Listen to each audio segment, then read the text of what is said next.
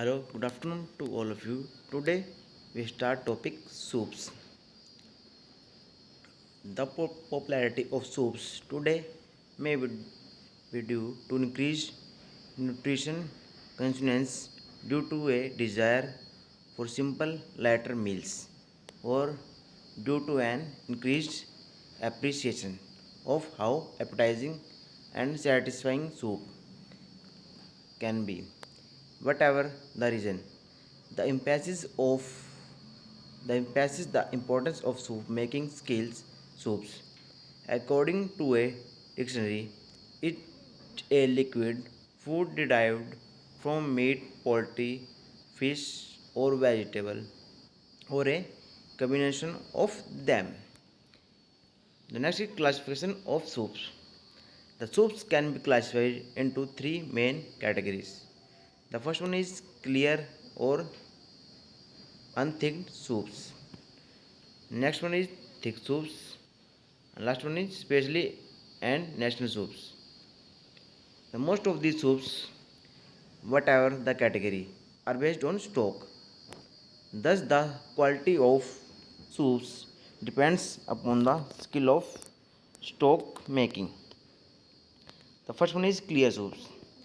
These soups are based on a on thickened broth or stock. They may be served plain or garnished with a variety of meats and vegetables. Broth and bouillon are two terms used in many different ways, but in general they both refer to simple. The clear soups without solid ingredients. Broth is flavor liquid obtained from simmering meat or vegetables and is often the base for another soup. The next is vegetable soup or cut vegetable soup is a clear seasoned stock or broth with the addition of one or more vegetables and sometimes meat or poultry products and starch to lighten, thicken and give body to the soup. The next one is consomme. Is a rich flavor stock that has been clarified to make it perfectly clear and transparent. Far from being a plain cup of soup, as well as made consomme is considered the greatest of all soups. Its sparkling clarity is a delight to the eye, and its rich, full flavor, strength, and body make it a perfect starter for an elegant dinner. The next is thick soups. Unlike clear soups, thick soups are ambiguous rather than transparent. They are thickened by a thickening agent such as roux or by pouring one of the ingredients to provide a heavier consistency. The next one is cream soup are soups that are thickened with roux, beurre mayonnaise or lazine. Cream soups are usually named after the main ingredients such as cream of chicken or cream of tomato. Next one, are soups that are naturally thickened by pouring one or more of their ingredients. They are not as smooth or creamy as a cream soup. The purees are normally based on starchy ingredients like dried peas or from fresh starchy ingredients like potato.